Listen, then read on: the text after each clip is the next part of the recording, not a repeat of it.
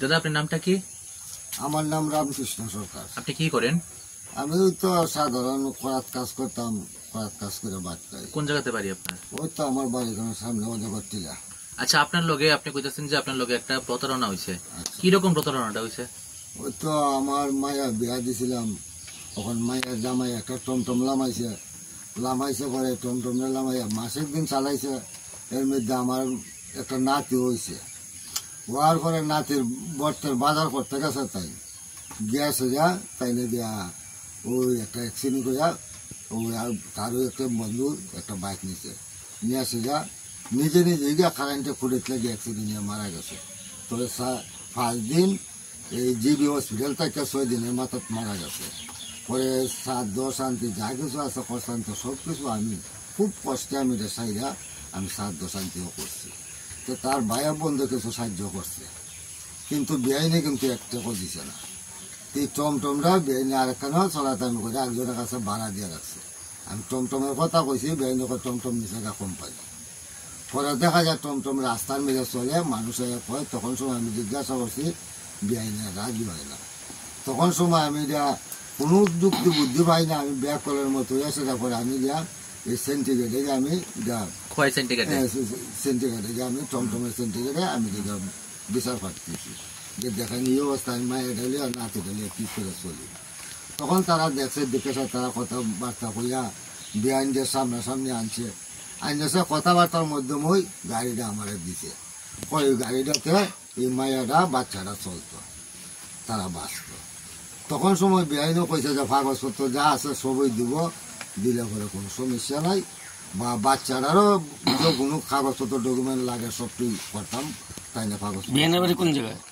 বেআইনের বাড়ি আর মেন বাড়ি আসছিল এই ফরমুরা বর্ডারের সাইডে, বর্ডারের কিন্তু তারা এখন ভাড়া থাকে অফিস টিলার দিকে, এখানে ইয়ারও ডেলার কাছে বই মেয়ে আর মেয়ের আপুটা এখন আপনার বাড়ি। হ্যাঁ, তখন 7 দর পরই বেআইনে মায়ের নাতি আমার বাড়িতে দিলাইছে, কয়েকজনও ডাকতো না আপনার হসপিটালের বাড়িতে। হ্যাঁ, আমার বাড়িতে। তখন সময় ওই তারা টমটমটা দিছে, তখন তো আমি তো আর কিছু বুঝি না, আমি আমার বেড়ার অভিজ্ঞতা কম, বা আমি ডাইন বাবা চিনি না, মূর্খ মানুষ, পড়াশোনা নাই। তখন সময় ওই তারা ফাইন্যান্সের লোক আছে, পরের দিন আমার বাড়ি, আগের দিন আনছি গাড়ি, পরের দিন আর পরের দিন আমার বাড়িতে ফাইন্যান্স দিতাম। আরে কি ফাইন্যান্স কিতা কয় এমনি ওই তখন সময় আবার আমি ওই তারার কাছে গিয়ে কথা কইলাম, ওই যে গাড়িটা তারা লোকটা এসে চিনেন কোন জায়গাতে এসে তারা একজনের বাড়ি আছে লালঝিলা, আর একজনের বাড়ি আছে সেবরি, আরেকজন আসিল সাথে কোনানের কইতারি না। তখন তারা 3 জনে আসিল, তখন টাকা নিয়েছে আমার কাছ থেকে 2 জনে নিয়েছে 2 বার, আরেকবারের সময় 3 জন আইছে। আচ্ছা, তখন তারা এইভাবে নিছে। তখন আমার যে নিছে মোবাইলের মেঝে একটা দিয়া দিছে, মানে রিসিভ। তখন আমি মোবাইলের মেঝে আমি তো বুঝি না, তখন তারা আমার যে ভাই আমি বাবু বুঝি। আপনি কয়টা কিস্তিতে টাকা দিচ্ছেন? আমি 3টা কিস্তি দিই। কত টাকা দিচ্ছেন টোটাল? আমি টাকা দিছি এই 10,970 টাকা করে কিস্তি, 3টা কিস্তি দিছি। টোটাল আমি ধরেন এই 390 টাকা কম 33,000। আপনার মেয়ের জামাই মারা যাওয়ার আগে আরো তো ইনস্টলমেন্ট দিয়েছে, মানে টাকা দিয়েছে, দেয়া গেছে না? মেয়ের জামাই মানে মৃত্যু হওয়ার পর এটা কি কোনো কথা আছে যে এটা আপনি দিতে হবে, তো আপনি দিলেন কেন এটা? আমি তো জানি না, আমার তারা যেভাবে বুঝাইতেছে কইতেছে, আমি তারার কথা শুনি আমি দিতেছি, না হইলে গাড়ি নিব। তা আমি 2টা ইনস্টলমেন্ট দিয়ে সেটা কইছি যে দেখেন স্যার আমি আর পারতাম না, ওখানে আপনারা মারেন বা গাড়ি নিলে নেন, গাড়ি কিতা করুন, আমার কিচ্ছু করার নাই। তখন তাই না আমার বোঝাইছে যে দেখো 3 লাখ টাকার গাড়ি, তুমি 11,000 টাকা লাগে 3 লাখ টাকার গাড়ি ছেড়ে দিবাইনি, তুমি ওখানে ইনস্টলমেন্টটা দেও, গ্যাস রে কাগজটি জমা দেওয়া লাগবে না তোমার, তো সব কিছু তোমার এটা ফ্রি হয়ে যাবে। মানে আপনার কথা হচ্ছে আপনার সরলতার সুযোগ নিয়ে ওনারা আপনার থেকে টাকা হাতিয়ে নিয়েছে, যে জায়গাতে এটা লাগে না, দিতে হয় না। তখন আমার যে কাগজ কইছে আমি তারা কথা মতে কাগজ আমি জোগাড় করছি খুব কষ্টে কইরাছে। আমি যখন তারার কাছে কাগজ দিছি, কয় আমরা তো কোনো কাগজ যখন এখান থেকে নিতাম না, তুমি কাগজটা লিয়ে যে ভাই আমপাশা অফিসে, আর আমরা এগুলো তুমি ফাইন্যান্স টাকাটা দাও। আমবাসা কোন অফিস? এটা আমপাশা, এটা কয় সোলা অফিস বলে তারা, এটা সোলা অফিস। আমি অফিসে গেছি আমি অফিসে কাগজ দিছি। আগের দিন দিয়ে গেছি বাড়ির মধ্যে তারা ফাইন্যান্স টাকা, আর পরের দিন গেছে আমি অফিসে গেছি। তখন তারা ওই 3টা কাগজ রাখছে, একটা বাকি কাগজ আমার ঘুরাই দিলাইছে, হয় কাগজ হইতো না, এখন কাগজ লাগবে ফুলার মার কি কাগজ, যে I card, Aadhaar card, pan card, এরপরে তোমার এই ব্যাংকের অ্যাকাউন্ট, 2 কপি ছবি, ইডি লাগবে।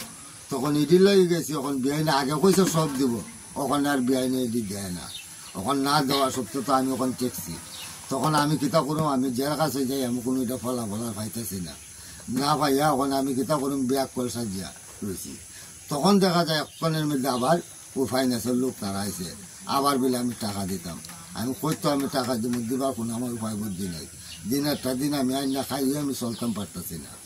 এরপরে বাচ্চাটার লাগে মাসে 3-4টা দুধ, একটা দুধের দাম 500 টাকা। তেমনই বিপদ করছি, রান্না করতে করতে আমি খুব সমস্যা আছে। এখন বিপদ হয়ে যখন না পারতে, ওখানে আমি এই সাংবাদিকের কাছে আমি বিচার পাঠিয়েছি। ওখানে এখন আপনার দাবি কি থাকবে? আমার দাবি ওখানে আমার বাচ্চারা আর এই মায়াটা আর মায়ের ঘরে নাতিটা কেমনে চলতো, এটি আমি তার কাছে আমার মানে এই টাকাগুলো যে নেওয়া হয়েছে এগুলি আপনি বলতে চাইছেন যে আপনার সঙ্গে প্রতারণা করে নিয়েছে? হ্যাঁ, তারা এই কথা কইছে যে এখন দিলে আর দেওয়ান লাগতো না, গাড়িটা আমার ফ্রিতে মায়েরা দিয়া দিব, বাচ্চারা দিয়া দিব। তখন এই গাড়িটা যদি বাচ্চা মায়েরা পায় তাহলে ভাড়া দিলে ওরা কোনো মতে খাইয়া বাচ্চা চলতে পারবো। ওখান দেখা যায় তারা এই সুযোগও নেই, তারা আবার গাড়ি নিব বা ওখান তো আমি তো আর টাকাও দিতাম বলে করতে আর দিব। তখন আমার নাতিরা বাচ্চারা মায়েরা কেমন বাঁচত, এটি আপনার কাছে আমার সুযোগ, আমার এটি যদি আপনারা একটু সাহায্য করেন। ঠিক আছে।